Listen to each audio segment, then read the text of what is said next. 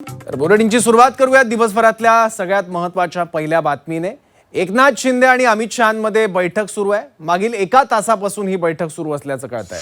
केंद्रीय मंत्रिमंडळ विस्ताराच्या पार्श्वभूमीवर या दौऱ्याला विशेष महत्त्व आहे। एकनाथ शिंदे यांच्यासोबत ठाकरेंचे 6 फुटीर खासदार देखील आहेत। मंत्रिमंडळ विस्तारासंदर्भात या बैठकीत चर्चा होण्याची शक्यता आहे। दरम्यान शिंदेंच्या या दिल्ली दौऱ्यावर राऊतांनी टीका केली आहे। शिंदेंना भेटीगाठी आणि फोडाफोडीशिवाय दुसरी कामं नसल्याचं राऊत म्हणाले आहेत।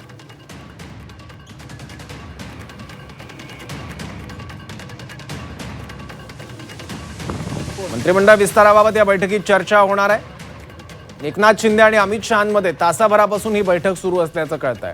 एकनाथ शिंदेंसोबत आता ठाकरेंचे 6 फुटीर खासदार सुद्धा आहेत। मंत्रिमंडळ विस्ताराबाबत बोधा या बैठकीत चर्चा होत असावी असं काय असं आहे।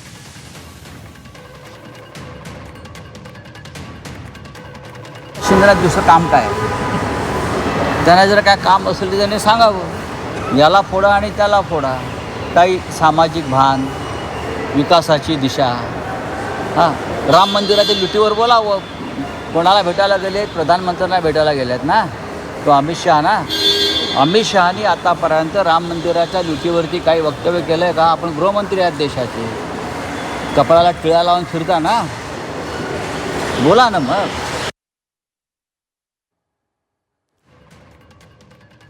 आणखी माहिती याबद्दल घेऊयात। आपल्या प्रतिनिधी उर्वशी खोना आता आपल्या सोबत आहे।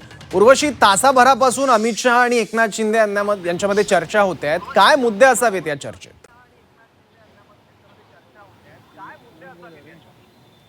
नक्कीच जर आपण बघितलं तर एक मंत्रिमंडळ विस्तार जे अपेक्षित आहे त्या संदर्भात पण आपण बघतो की कशा प्रकाराने त्या संदर्भात पण कुठे चर्चा होऊ शकते।